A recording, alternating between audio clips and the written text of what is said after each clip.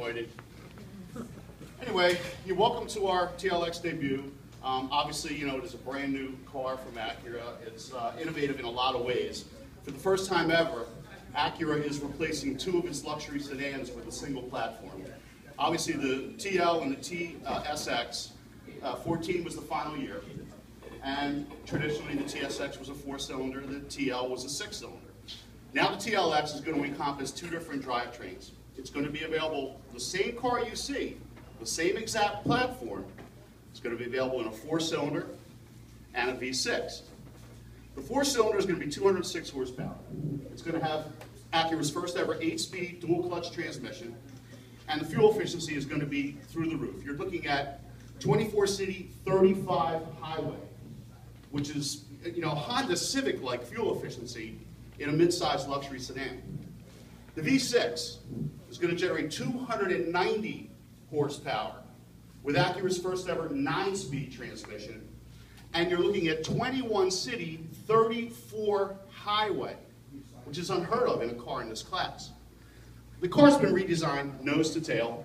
Obviously, the new direct injection system is part of the reason why it's as fuel efficient as it is. They've also lightened the car substantially over previous generation Acuras, and you're going to see cars getting lighter as production moves forward. And it's one of the ways that they are going to make the new cars more fuel efficient. The car does not have a spare tire. It has a seal and inflator kit. Why? For weight reduction and increased fuel efficiency. The seal and inflator kit is good if you have a traditional flat. A spare tire will be available as an accessory at the point of purchase, and that's for both models. Visually, the car it's really gotten a lot of attention since its debut at the New York Auto Show. Right away, the jewel eye headlights, that's another Acura innovation. They are not, I mean, there are a lot of manufacturers that have LED lights for daytime running lights. Some of the Europeans are known for it. We have LED lights that are the actual headlights and daytime running lights. Clearer, greater clarity, greater depth of field than even HID headlights. And you're going to see that for all Acura products going forward. The wheel presentation, you're going to get 17-inch alloy wheels on the 4-cylinder. This is the V6, presenting 18-inch wheels. The safety features, you're probably well aware of, you know, Acura is second to none in terms of safety. The car does employ Honda Acura's exclusive ACE body structure, front crumple zone technology. And this is actually the next generation of ACE technology. What ACE stands for is Advanced Compatibility Engineering. And that means in different collision situations, the car has different ways of dispersing impact energy. There is not a safer front-end crumple zone in a production car that you're going to find in a Honda Acura product. In terms of interior accommodations, it is very close to the outgoing 2014 TL. Now this car is shorter. It's about 3.8 inches shorter than the 2014 TL. But they have lost very little in terms of interior accommodation. Your front legroom is the same. Your headroom has been reduced by less than an inch. You do have slightly less second row legroom, but what you're getting is a similar cargo space in a much more manageable size overall. One of the big complaints we heard in 2014 from our 2009 when they introduced the last generation TL was that the car was too big, because it was so much bigger than the 2008. The 2009 came out, many of our customers felt the car was just oversized for their needs and what they were used to. With the TLX, Acura is kind of returning to that 2004-2008 production cycle size overall. I've driven the car several times already. It is smoother, quieter than any Acura I've driven. It's comparable to our RLX flagship luxury sedan in terms of its overall quietness. The handling and performance, outstanding. With the V6 tech, you have a feature called IDS, Integrated Dynamic System. And what that gives you is 4 different driving modes that are available at the touch of a button. You can drive in the Econ mode, which is obviously the most fuel efficient. The normal mode, which is the mode that the MPG ratings were based upon, is your standard driving mode for the car. But in addition, you have a Sport and a Sport Plus mode, which changes things like throttle response, changes things like the precision all-wheel steer, which is another new feature for this car.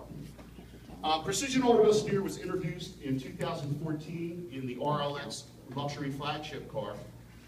And what that means is that it's not an actual rear steering linkage. The rear wheels have independent motors which allows them to move in different directions based upon the driving conditions. For instance, at a slow speed right turn, your rear wheels are going to turn slightly left to give you a tight, clean turning radius. During a high-speed lane change, both rear wheels are going to turn slightly in the direction of your lane change to give you crisp, almost lane-hopping precision. But the best thing is high-speed emergency braking. If you're braking under a high-speed emergency condition, both rear wheels are going to tow in, almost like a skier, to give you straight, true tracking in an emergency braking situation. And that's an innovative feature only available in the Acura product. If you look inside the cabin, you're going to see in this car something radically different. There's no shifter. There's no shifter. How do you shift the gears? In the four-cylinder version, it is going to have a traditional shifter and emergency brake. The V6, the shift mechanism has been replaced by a push-button feature. All your gear options are available through push-button. It's bulletproof, it's idiot-proof. The car won't drive off. You can get out with it in gear, because the minute you open the door and step out, it goes to park automatically. And it takes a little getting used to. I've driven the car a couple times. I'm still reaching for the shifter, but I'm getting more and more used to that button configuration, and it actually is cleaner and more user-friendly. The car is going to be available, obviously, in the fully equipped standard model. Anyone here who has an Acura and knows Acura, our base model cars are not base cars. They're fully equipped standard model cars. When you move to the next level, the tech package, it's going to add more features than ever before.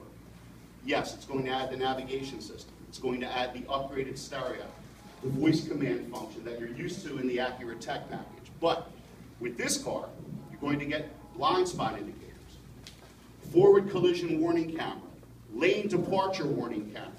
You're actually going to get a lane keeping assist feature, where if between 45 and 90 you're drifting over a lane marker, it will apply wheel torque to bring you back to the center of the lane. Also, the next generation AcuraLink connectivity, which once again debuted in our 14 RLX luxury sedan, is available in the tech package in the 4 and 6 cylinder.